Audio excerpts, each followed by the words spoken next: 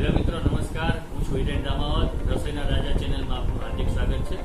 મિત્રો, આજે બનાવવા જઈ રહ્યા છીએ આપણે બોમ્બે સ્ટાઇલ પાવભાજી, જે ફક્ત અમુક વસ્તુથી જ આપણે બનાવીશું અને 12 મહિના એક સરખો સ્વાદ લેવા માટે આ રીતે તમે પાવભાજી બનાવો, જે તમને બજાર જેવો જ સ્વાદ આપે છે. આવો મિત્રો, બનાવીએ બોમ્બે સ્ટાઇલ પાવભાજી, જે મારા રસોડાની અંદર. આવો બનાવીએ.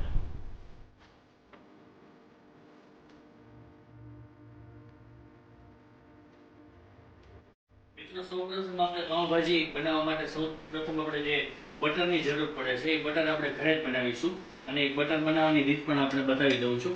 સૌથી પહેલા હું 3 ચમચી છે એ ઘી લઈશ.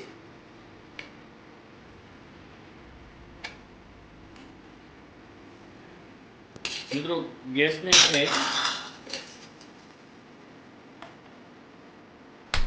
મીડિયમ ફ્લેમ ઉપર ઘીને આપણે ગરમ કરીશું. મિત્રો, સેજ અમથું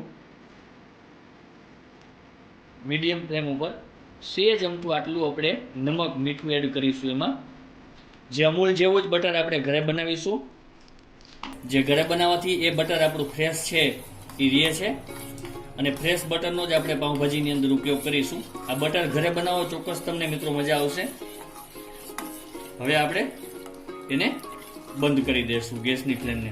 હવે એની અંદર આપણે બરફના ગાંગડા છે 2-3 આપણે એડ કરીશું અને એને સતત આપણે હલાવતા રહીશું.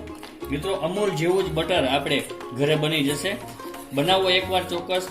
અને બટર વગર પાઉંભાજી છે એ મજા નહીં આવે, એટલે બટરમાં જ આપણે એનો વઘાર કરવાના છે અને ખૂબ આપણે એને હલાવીશું. મિત્રો, આપણું બટર તૈયાર છે. હવે એમાંથી આપણે જે પાણી છે એ પાણી અને બરફને આપણે કાઢી લેશું.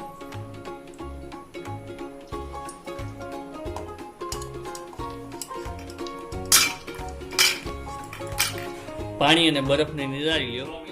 દેખાઈ રહ્યું છે ને અમૂલ જેવું જ બટર આપ જોઈ રહ્યા છો, ઘરે બનાવેલું સરસ મજાનું અમૂલ ટાઈપનું એ બટર આપણે એનાથી આપણે વઘાર કરીશું. મિત્રો, પાઉંભાજી બનાવવા માટે મેં આટલી વસ્તુ લીધી છે. 3 મીડિયમ સાઈઝના બાફી લીધા છે બટેકા, પછી વટાણા લીધા છે જે મેં બાફી લીધા છે, નાનું એક ટમેટું લીધું છે, નાની ડુંગળી, કેપ્સિકમ મરચું નાનું લીધું છે, હોમમેડ આપણે અમૂલ જેવું જ બટર હમણાં બનાવ્યું એ જ લીધું છે. સાથે મસાલામાં કાશ્મીરી મરચું છે, પાઉંભાજી મસાલા છે, વઘાર માટે હિંગ છે, સાથે આદુ લસણની પેસ્ટ લીધી છે, હળદર લીધી છે, એ થોડી જ આપણે નાખીશું સેજ અમથી, અને સ્વાદ અનુસાર મીઠું. આટલી વસ્તુથી જ આપણે ભાજી બનાવવાની. મિત્રો, ભાજી માટે સૌપ્રથમ આપણે 2 ચમચી એ બટર છે એ વઘાર માટે લેશું. જે ઘરે જ બનાવેલું છે બટર, ખાસ એક વખત બનાવો મિત્રો, ચોક્કસ તમને મજા આવશે. અને ફ્રેશ બટર એ બજાર જેવું જ બટર આપણે એ લેશું. બટરને મીડિયમ ફ્લેમ ઉપર આપણે ગરમ થવા દેશું. મિત્રો, બટર ગરમ થઈ ગયું છે. હવે આપણે એમાં હિંગ એડ કરીશું. આદુ લસણની પેસ્ટને આપણે થોડી એમાં સાતરી લેશું.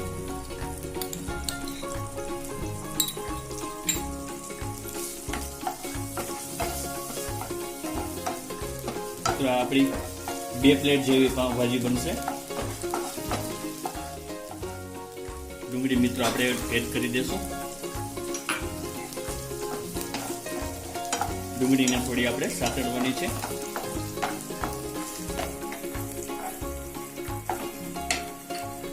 ડુંગળી ઝડપથી ચડે એટલે આપણે થોડું એમાં સ્વાદ અનુસાર મીઠું એડ કરી દેશું.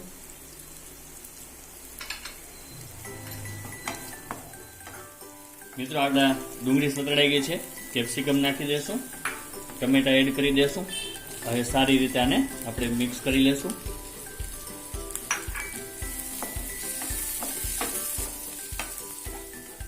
કેપ્સિકમ અને ટમેટા એકદમ સરસ રીતે સતળાઈ ગયા છે, એકદમ ચડી ગયા છે. હવે આપણે મસાલા કરી દઈશું. સેજ અમથી હળદર, તમે જુઓ છો સેજ જ અમથી હળદર છે આપણે લેવાની છે, ખાસ ધ્યાન રાખજો. હવે આપણે એમાં મસાલા કરી લેશું. ખાસ કરીને કાશ્મીરી મરચું લીધું છે, જે આપણે બજાર જેવો જ એ કલર છે એ ભાજીને આપે છે. તીખું તમે જેવું તમારે ટેસ્ટી કરવું હોય એ પ્રમાણે તમે લઈ શકો છો. હવે આપણે એમાં પાઉંભાજી મસાલો એડ કરીશું. થોડો આમાં મસાલો 1 ચમચી જેવો એડ કરીશું અને થોડો મસાલો ઉપરથી એડ કરીશું. મિત્રો, મસાલા થઈ ગયા છે. આપણે હવે એને મસાલાને ચડવા દેશું 10 સેકન્ડ સુધી. મિત્રો હવે આપણે એમાં બટેકા એડ કરી દેશું. આ રીતે હાથેથી આપણે થોડા એને એડ કરી દેશું.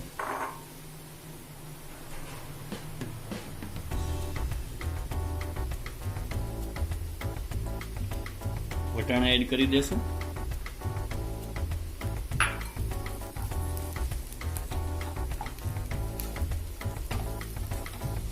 સારી રીતે આપણે એને મિક્સ કરી લેશું. અને હવે મિત્રો આને આપણે મિક્સ કરી લેશું, પીસી લેશું. મિત્રો હવે અડધો ગ્લાસ જેવું પાણી હું એમાં એડ કરીશ. પછી જરૂર પડશે તો આપણે વધારે પાણી છે એ એમાં લેશું.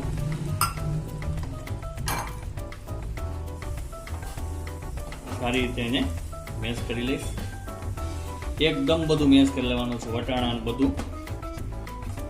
મિત્રો સારી રીતે આપણું મેશ થઈ ગયું છે. હવે આપણે આમાં થોડાક મસાલા કરી લેશું. મીઠું આપણે સહેજ જ નાખ્યું હતું વઘાર માટે. હવે આપણે એમાં વધારે મીઠું એડ કરી દેશું સ્વાદ અનુસાર. કશ્મીરી લાલ મરચું આપણે તીખાસ ઉપર તમે એડ કરી શકો છો. પાઉંભાજીનો મસાલો આપણે વઘાર પૂરતો નાખ્યો હતો 1 ચમચી. આપણે જેવો હજી એમાં થોડો વધારે એડ કરીશું. હવે એમાં આપણે થોડું પાણી નાખી અને સતત આપણે એને મેશ કરતા રહેશું, તો જ એ પાઉંભાજીનો સારો એ સ્વાદ આપણે લઈ શકીશું. અને સારી રીતે આપણે એને ચડવા દેશું.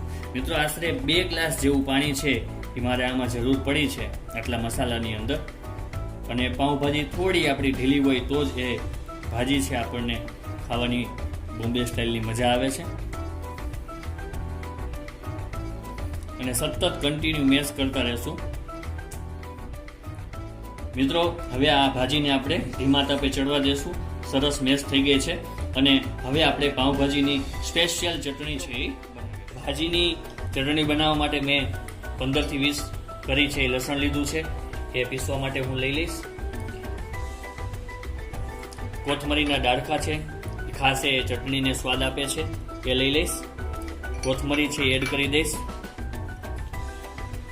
મિત્રો કાશ્મીરી મરચું છે એ લીધું છે, એ 1 ચમચી જેવું છે એને હું મિક્સ કરી દઈશ. ખાસ આ મસાલો છે એ 2 ચમચી જેવો આપણે ચટણીમાં એડ કરશું, જે સારો સ્વાદ આપે છે. અને સ્વાદ અનુસાર આપણે એની અંદર મીઠું છે એ એડ કરીશું. એ આપણે થોડું સ્વાદ અનુસાર મીઠું છે એડ કરીશું. હવે આપણે એમાં પાણી નાખી અને એને મિક્સ કરી લઈશું. મિત્રો આપણી ચટણી છે એ પીસાઈ ગઈ છે. હવે આપણે એનો વઘાર કરી લઈશું. હવે આપણે એમાં 2 ચમચી જેવું છે એ તેલ મૂકીશું.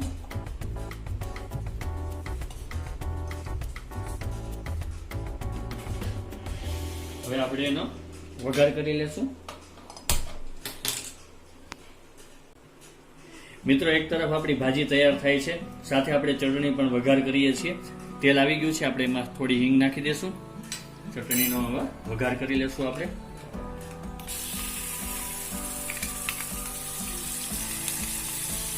ખૂબ જ સરસ સ્મેલ એ આપી રહી છે. મિત્રો આપણે એટલા 1 ચમચી જેવું એમાં મરચું એડ કરી દઈશું. ગેસની ફ્લેમને સ્લો કરી દઈશું. હવે આપણે એને હલાવી લેશું. મિત્રો તૈયાર છે આપણી ચટણી. કોઈને વધારે જો સ્પાઇસી ખાવું હોય ભાજી સાથે તો આ ચટણી છે એમાં એડ કરી શકે છે. તમે આમાં વધારે પણ એ મરચું છે એડ કરી શકો. તો આપણે ગેસની ફ્લેમને બંધ કરી દઈશું. ચટણી આપણી તૈયાર છે. ખૂબ જ સ્મેલ આપણે સરસ આપી રહી છે. ભાજી પણ સાથે સાથે તૈયાર થઈ ગઈ છે. બંને વસ્તુ આપણી એક સાથે તૈયાર થઈ ગઈ છે. બંનેને આપણે હવે ગેસની ફ્લેમને બંધ કરી દઈશું. મિત્રો હવે એક પેનમાં આપણે પાઉને છે શેકી લેશું. થોડું બટર હું લઈશ.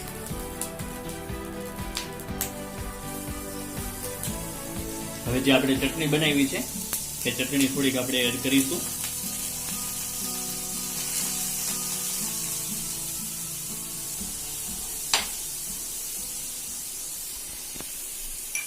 મિત્રો થોડાક આપણે એમાં ધાણા ભાજી એડ કરીશું.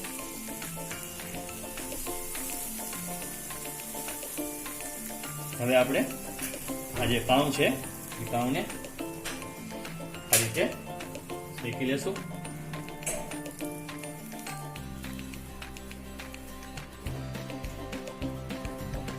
મિત્રો આ રીતે પાઉંને શેકવાથી ખૂબ જ સારો સ્વાદ આપે છે. તમે જોઈ શકો છો આ રીતે ભાજી આરે તમે પાઉં એક વખત ટેસ્ટ કરો, ખૂબ જ તમને મજા આવશે. અને હવે આપણે પાઉંભાજીને સર્વ કરીશું. મિત્રો તૈયાર છે મારી પાઉંભાજી. ખૂબ જ સરસ પાઉંભાજી બની છે. અને આમાં તમે કદાચ વિચારતા હશો કે કલર છે એ રેડ કલર બજારમાં હોય છે, પણ આમાં એ કલરનો ઉપયોગ કરતા હોય છે. ખૂબ જ સરસ આપણી પાઉંભાજી. જો વધારે સ્પાઇસી તમારે ખાવી હોય તો થોડી આ ચટણી છે તમે આમાં એડ કરી અને તમે એની સાથે ખાશો તો ખૂબ સારો સ્વાદ છે એ તમને આપશે. મિત્રો આપણે હવે આને ટેસ્ટ કરીએ છીએ.